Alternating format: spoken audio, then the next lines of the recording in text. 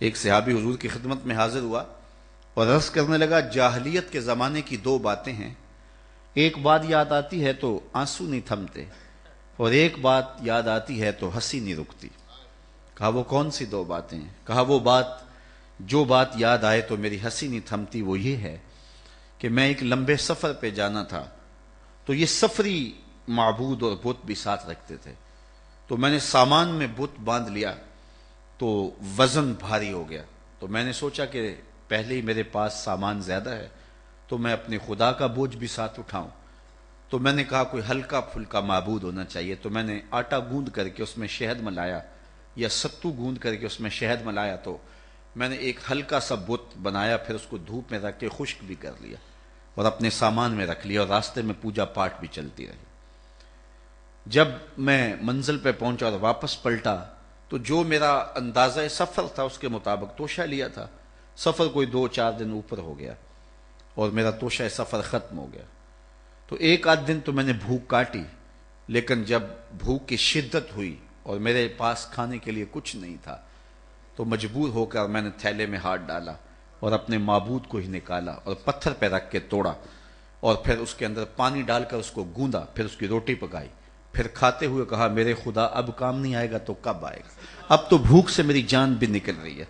آج اس بت کی بے بسی مجھے یاد آتی ہے تو میری ہنسی نہیں تھمتی۔ کتنا بے بس معبود تھا جو اپنے پجاری سے اپنا وجود بھی نہیں بچا سکتا تھا، وہ یہ بھی گزارش نہیں کر سکتا تھا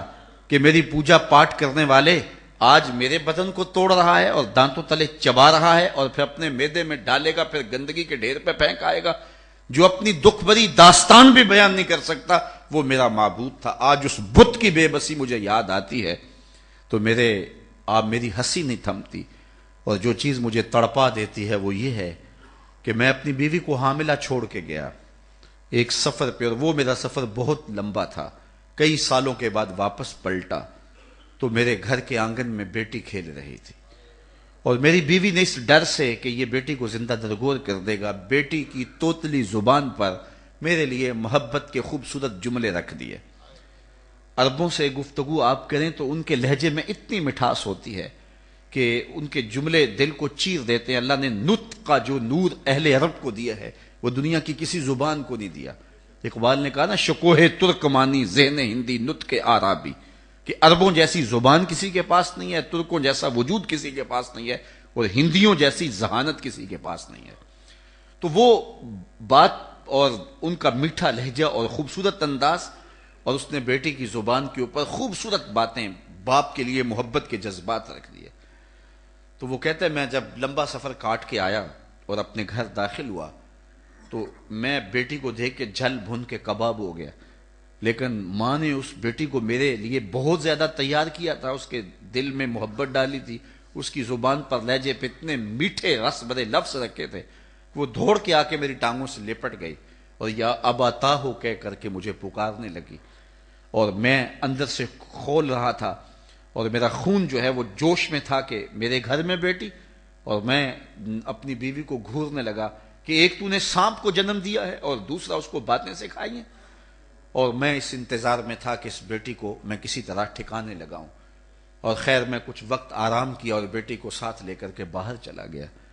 اور وہاں میں نے ریت میں جو ہے وہ گڑھا کھودنا شروع کر دیا۔ میری بیٹی کو میرے سے اتنا پیار تھا، اتنی محبت تھی کہ جب میں تھکن سے چور ہوتا اور میرے ماتھے پہ پسینہ آتا، وہ آگے بڑھ کے اپنے دامن کے چلو سے ماتھے کا پسینہ صاف کرتی،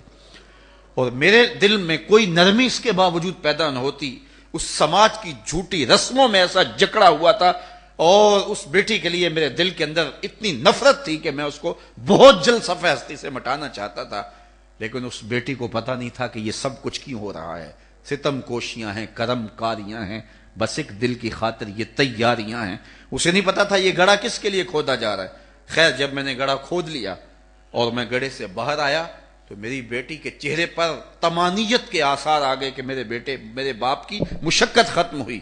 لیکن اسے نہیں پتا تھا کہ اب مشقت کس کی شروع ہونے والی ہے، اور میں نے اس کو دھکا دے کے اوپر سے ریت انڈھیلنا شروع کر دی۔ وہ ننھے ننھے ہاتھ جوڑ کے مجھے فریاد کرنے لگی اور کہنے لگی کہ ابا جان میں کچھ طلب نہیں کروں گی، اور میں ریت پھینکتا رہا۔ اور پھر ریت پھینک کر کے میں واپس آ گیا. آج اسلام لایا ہوں تو اس کی چیخیں مجھے سونے نہیں دیتی. اور جب یہ بات وہ کر رہا تھا وَأَيْنَ رَسُولُ اللَّهِ تَدْمَعَانِ، حضور کی آنکھوں میں آنسو تھے، تو صحابہ نے اس کو گھورا، کہا تو نے اتنا دردناک واقعہ سنایا ہے کہ حضور کو دکھی کر دیا ہے. لیکن آقا کریم نے اشارے سے ان کو روکا، کہا اس کو سنانے دو. تو صحابی کو کہا کہ پھر سناؤ. کہتا ہے حضور یہ بات جب مجھے یاد آتی ہے تو میرے آنسو نہیں تھمتے. بیٹیوں کو زندہ درگور کرنے والے اور بیٹیوں کو جو ہے وہ گڑھوں میں پھینکنے والے اور اس پر خوشیاں منانے والے اور معاشرے سے داد وصول کرنے والے، اور یہ بیٹیوں کا ظلم، بیٹیوں کے اوپر ستم کی کہانیاں رقم ہوتی تھیں. لیکن سنو میرے اور آپ کے آقا و مولا میلاد والے رسول نے کیا کہا. جب حضور تشریف لائے اور بیٹیاں زندہ درگور ہو رہی تھیں، حضور نے ایک جملہ ارشاد فرمایا. ہم نے اس کو دوسرے پہلو سے سوچا ہے، کلمہ محبت تو ہے ہی ہے، لیکن اس ظالم سماج کے خلاف یہ اعلان جنگ تھا اور یہ حضور کا کلمہ جہاد تھا. حضور نے اس زمانے میں کہا جب بیٹیاں زندہ درگور ہو رہی تھیں کہ بیٹیوں کو زندہ درگور کرنے والے سن لیں، میری بیٹی فاطمہ میرے جگر کا ٹکڑا ہے. تو یہ دنیا کے سامنے حضور کا اعلان جہاد تھا. اور پھر آج بیٹیوں کے لیے آپ کے دل میں بھی محبت ہے اور میرے دل میں بھی محبت ہے. بیٹی جب گھر سے ہم رخصت کرتے ہیں تو باپ کی پلکیں بھی بوجھل ہوتی ہیں اور ماں کی سسکیاں بھی جو ہیں وہ نہیں تھمتی ہیں. یہ پیار کس نے رکھا ہے سینے کے اندر؟ یہ محبت کس نے رکھی ہے ماں باپ کے سینے کے اندر؟ میں گجرانوالہ مارکیٹ میں ایک دن گزر رہا تھا تو میں نے ایک بوڑھے شخص کو دیکھا جس نے اپنی کمر پہ بوریاں لا دی تھیں. تو میں نے رک کے اسے پوچھا کہ تم اس بڑھاپے میں کام چھوڑ کیوں نہیں دیتے؟ تو مجھے کبھی بھی اس کا لہجہ نہیں بھولا. اس کی آنکھوں میں نمی آ گئی اور ایسے اس نے انگلی کھڑی کی اور کہنے لگا حضرت ابھی ایک بیٹی رہتی ہے جس کی میں نے شادی کرنی ہے. تو میں سوچنے لگا یہ باپ تو زندہ درگور کرتا تھا، آج یہ جھکی ہوئی کمر پہ بوریاں لاد رہا ہے. یہ بھائی تو قتل کرتا تھا، کل کوئی میرا بہنوئی نہ کہلائے. آج یہ فیکٹری میں اوور ٹائم لگا رہا ہے کہ میں نے بہن کے ہاتھ پیلے کرنے. باپ کے سینے میں یہ پیار کس نے ڈالا؟ بھائی کے سینے میں یہ محبت کس نے ڈالی؟ ایک ہی جواب ملے گا، میلاد والے رسول نے. اب کوئی اس بیٹی کو کہے کہ تو حضور کا میلاد نہ منایا کر، میرے پاس بڑی دلیلیں موجود ہیں، تو وہ کہے گی منہ دوسری جانب کر، مجھے تو عزت ہی حضور نے دی ہے،